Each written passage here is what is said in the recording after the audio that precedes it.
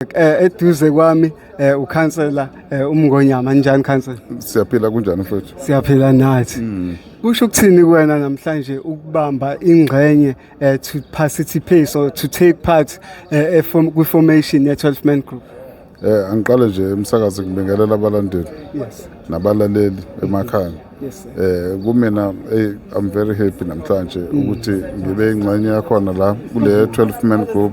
I've learned a lot of new things. But they very organized organization. Ngize ngathi kubona sengathi bangasthelela nathi. I-unity nje la ngaphakathi ngekusho ukuthi kuzodilwa nama-issues a-critical. So sijabule kakhulu. Sizosebenzisana nabo sizobalekelela fast balekelela khona so sijabule kakhulu.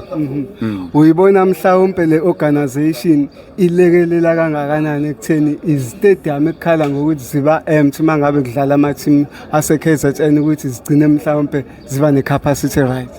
Ya okokuqala nje le organization la izosilekelela kakhulu khona ukugqugquzela abantu ukuthi abaye stadium nokugqugquzela abantu ukuthi mase befikile stadium ba behave. Yes. Yabo yona part engiyithandile leyo njengobona nama message aseyikipeni ama message akwirigale yabo athi amanye wawo uyawabona ukuthi ayi discourage indaba odlala egroundini nanokuhlanganisa nje abalandeli bebhola babe into eyodwa. Iyona into esithanda kakhulu leyo nanokuhlanganisa abantu nje lento ye-social cohesion okuyiyona esigqugquzela kakhulu ukufundisa abantu inhlonipho nediscipline. We've seen a lot of instances whereby ama-supporters in particular bebhuwa abadlali ema-groundini. Do you hope ukuthi mhlawumbe i-12 man group izokwazi uku-addressa into ezinjengalezo? Ngicabanga ukuthi sebeqalile ukuyi-address because since ukuba khona kwayo umehluko usuyabonakala kukancane manje ukubhusha kwabadlali. Yes, it still happen but kukancane.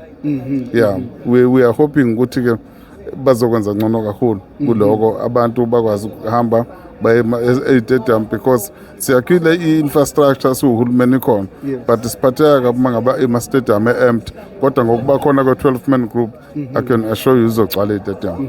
Mhlambe specifically luphi usizo already soul-identifyile ukuthi ungali-ofara kubona so that they are able to execute their ideas?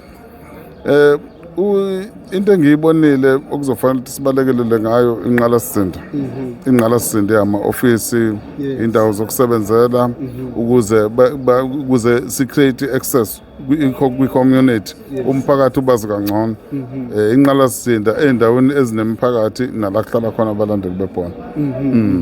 Asibuke mhlawumbe ama-facilities akhona within the city. Sinokubona abafana mhlawumbe ungabe wehlela ngala enzansi bedlala ibhola endaweni obonayo ukuthi close to the road khona okungenzeka okuthile. Mhlawumbe yini eniyenzayo especially kule ward ukuthi abafana abadlala ey'ndaweni eziyingozi kanjalo mhlawumbe identify indawo abangakwazi ukuthi bajimele kuzona?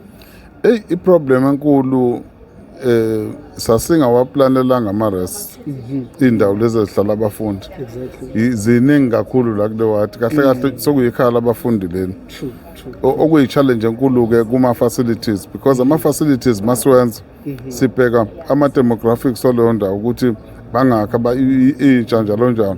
Uyabona-ke manje masekuzoba i-area yonke kube ama-res ingako ubona i-demand ingaka kodwa-ke we are working on that ukuthi siwa-increase ama-facilities ngoba nje yabo lapha e-office njalo ngo-5 ngilamula izimpi kuyabangwa i-netball lo ufuna ukungena lo ufuna ukungena but it's a challenge kodwa-ke esizokwazi ukuthi si-overcome we are going to build more ama-facilities senze sure ukuthi i-youth ayibi uvanzi senze sure ukuthi ayenzeki lento ukuthi bagcine sebebulala utshani emapaka. Sesivala nje umbuzo wokugcina sibheke ishe sake sayikhuluma nawe yale nsizwa bekade zihlala lapha ngaphansi kwe-bridge esesibona sesingaziboni manje uhlelo kwambe kwagcina kwenzekile? Zisekhona noma zingasekho-ke la ewadini sezisewa 28 kodwa the fact is zisela eThekwini. Yes. We want to make sure ukuthi we send a strong message ukuthi labantu asibadingi because I still believe ukuthi these people are not homeless, they are criminals. So they need to be treated as such. So we need sizokwenza ama-operations. We are going to follow them all over la beyakhona up until they disappeared. So sizwile ukuthi balapho wa-28 bahambile ke la ewadini, but ngifuna ukuthi bahambe la eThekwini mina. Yes. Ngifuna ukuthi bahambe la eThekwini because labantu akukona ukuthi baswela emakhaya. Akhona emakhaya basuka Worcesterville njalo njalo lamalokisha la eduzane. So we need to get rid of them like yesterday. Sibonga kakhulu ngesikhathi sakho. Siyabonga.